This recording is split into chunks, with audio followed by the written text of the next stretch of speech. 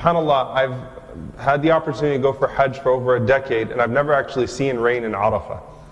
And to actually create the scene for you, before I even get into the subject of the khutbah, if any of you have been to Hajj in the last few years, you know how it goes on the day of Arafah. Everyone prepares themselves for dua, they get themselves ready for that day. They say, I'm going to go find a mountain and I'm going to stand on a mountain. First they get to Arafah and there's a shock that it's not a mountain. It's actually a nice open space, a plain.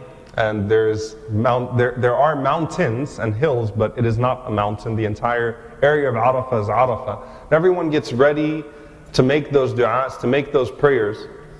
And if you've been in the last few months, you know that the heat quickly humbles you. You start making du'a for about an hour, and then you have people passing out of heat exhaustion because they underestimated the sun. And they end up instead in the tents, and a lot of people end up spending the entire time in the tents making du'a just because it gets so tough.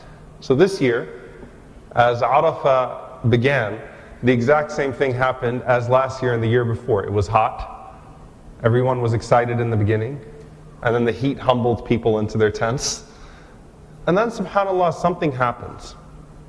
About 2 hours in, these clouds formed, or actually I'd say about an hour and a half in, these clouds formed over Arafah. And it was very distinct that these clouds were only over the area of Arafah. These millions of people with their hands raised to the sky, pleading to Allah for their personal and for the collective, for their dunya and for their akhirah, for their worldly life and for the hereafter, for acceptance and for forgiveness. And then you had these clouds that formed, and clouds at that time in the days of Hajj can be very scary as well, because people are very vulnerable. If the weather gets bad, then people have no buildings to retreat to. So it doesn't rain there.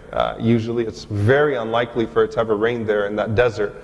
It truly is wadin ghayri dhi zar', a place where fruits and vegetables don't typically grow, where it doesn't really rain. And so, if it really rains bad, then it can get very dangerous for people. And so when the clouds form, they can be quite intimidating. But these clouds form over the area of Arafah, and a light drizzle starts to come. And then, subhanAllah, that's where the rain starts. And the rain that came down on the day of Arafah on the people that were there in Hajj was so extraordinary, so refreshing. It brought everyone out of their tents, and if you took a moment to just peek around you, all you saw was everybody outside standing up with their hands up like this. No one was sitting, no one was in a tent. The rain hits you from this way, and then the rain hits you from behind you, and it was heavy enough to cool off the entire day of Arafah, and at the same time, it wasn't too heavy to where it became dangerous for the people that were outside. There was lightning, and the lightning actually struck. There's the light, the main light source.